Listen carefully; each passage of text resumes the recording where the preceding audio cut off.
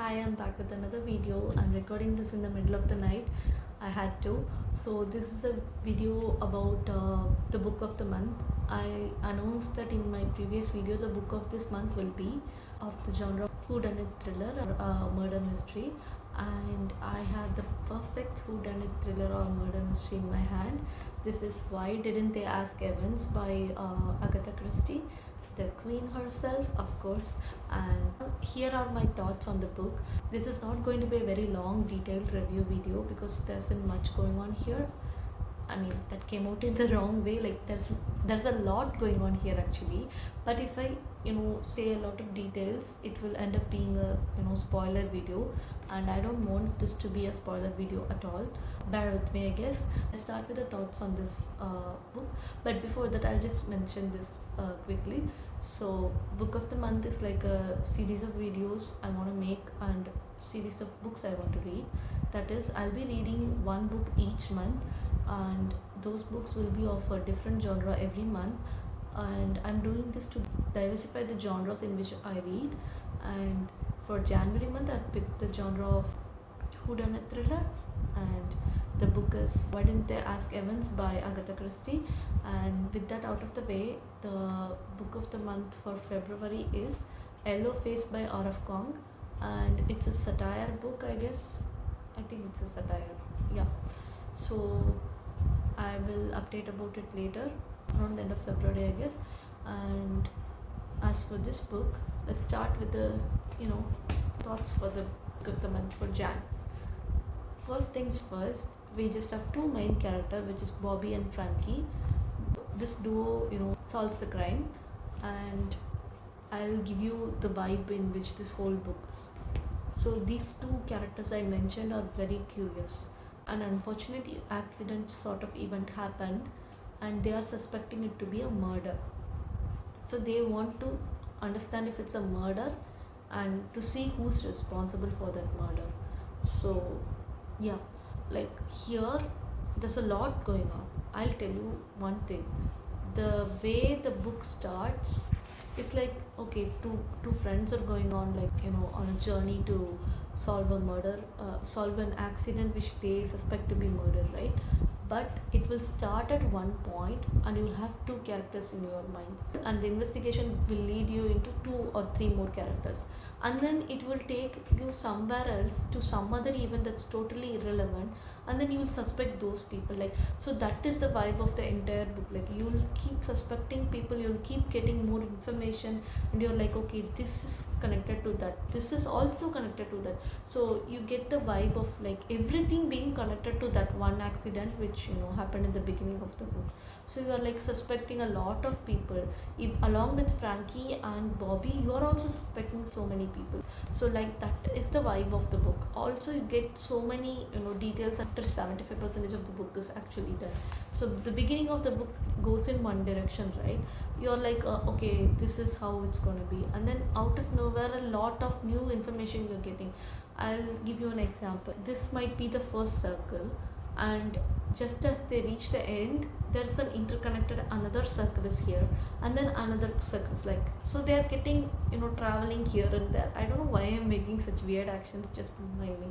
Yeah, so like there's a lot happening in terms of story, and also there are a lot of suspects. And I found one thing annoying is like, we get a lot of information, we see that there's a lot of things going on at different places which are all connected to this one crime, and I didn't find it actually enjoyable. I usually find that sort of things enjoyable in other books, but in this book for some reason I didn't find it enjoying, because it was all connected a little too well, like in an unbelievable fashion, if I may. Like, I hope you understand what I'm trying to say. Anyway, so that is the one thing that I didn't feel good about, but I did have my suspicions, like shifting between two or three characters mostly. The killer was like one of the two or three people, and I'm proud of myself for at least guessing it to those three at the end. This book is like some sort of young adult book you read in your library. We have Good Girl's Guide to Murder, right? In those books, the protagonist is a young girl, and you have other characters of similar age. So here, Frankie and Bobby are like I don't know if they are high school young. So you experience that throughout the book. Like throughout the book, you feel like, okay, how come they just go there and start investigating? Why are they so invested in this investigation? Like why are they like doing so much for finding out if some accident is murder or not? Like these two characters, Bobby and Frankie, are in no way related, like in any way related to that particular character which dies at the beginning of the book. They just come upon it, and randomly they are obsessed with it, which is very insane for me considering that I'm reading an Agatha Christie book. That's not how usually her story, as far as I've explored, goes. So this was a complete new thing for me, and let's say I wasn't expecting this book would be like this, and that was like something weird. But I'm happy that I was able to finish this book as I wanted to by the end of January. I'm really going to suggest this book if you like whatever I mentioned so far. It's not like a bad book, but it's something unexpected for me, and also there are certain elements which I didn't like. So if what I mentioned before doesn't bother you, you can absolutely read this book. It's not a bad read. Like I said, it has a very good twist at the end, like the Agatha Christie way of explanation at the end of the book through some form of letter or something that's there in this book as well. And I actually, apart from them being naive and putting themselves at risk, I found both Frankie and Bobby quite interesting actually. I usually forget Agatha Christie book characters mostly, like they're all just there to fulfill something in the story, right? But here I'm like, okay, Bobby has a personality and Frankie has some personality, like they have something to themselves, and I found it very, different. Like I said, this is not the usual Agatha Christie book as far as I've explored Agatha Christie books. So a little different for me, but I like that different. Like especially Bobby and Frankie was likable, and yeah, that's it about the book. It's a very small video. I know that it's just me updating about the book of the month as a video, so that you can decide whether you want to read the book or not. That's your wish. Do explore this genre if you haven't before. I know that most people would love to read whodunit or thrillers. It's one of the famous genres out there. I know that. Also, if you don't know about Agatha Christie, please know she's a queen. I've always said this to a lot of people who ask me how do I start reading, and if I know that they are not into non-fiction, they are into fiction, I actually ask them to read Agatha Christie books.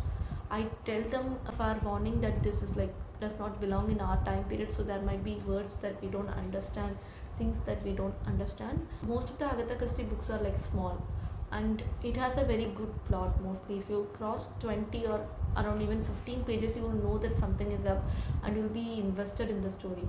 That is what is needed when it comes to a beginner, right? They need to have small chapters, they need to have small number of pages, and also they need to have the hook in the beginning of the book itself, right? That will make them feel more interested to pick up the book and actually read. So yeah, if you're someone who want to start your reading journey and don't know where to start, I will suggest Agatha Christie for you as well. I don't know if this is the book you should be reading, but if you ask me, I've read Evil Under the Sun, which is amazing. Again, Murder on the Orient Express is also good. I recently read ABC Murders. Again, that was also good. So yeah, you can start with Agatha Christie if you ask me, and you won't regret it, I guess. But there's also a fair chance you don't like it because of the difference in the period in which her stories are set in compared to when we are living. So that would be a drawback, but otherwise the books are very good. And yeah, that's it. I'll come back with another video, of course, but I'm hoping to come back with a video on February about the book of the month for February, which is Yellow Face, written by R.F. Kuang. I don't have the copy now, I'll just add an image here. This is the book I'll be reading in February, and I'll get back with another video on that. So until then, bye. Live through stories.